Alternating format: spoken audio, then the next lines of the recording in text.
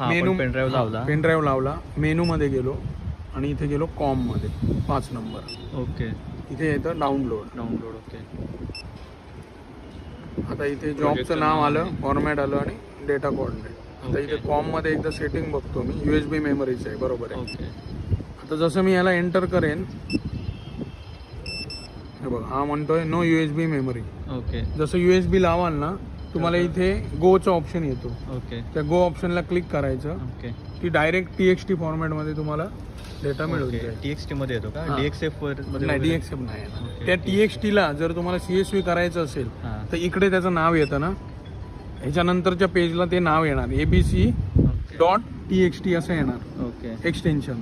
तर ते TXT काढायचं इथून, म्हणजे हे करायचं, डिलीट करायचं आणि तिथे CSV टाईप करायचं. ओके. ते टाईप केल्यावर गो केलं ना की इथे तुम्हाला CSV फॉर्मॅटमध्ये मिळणार.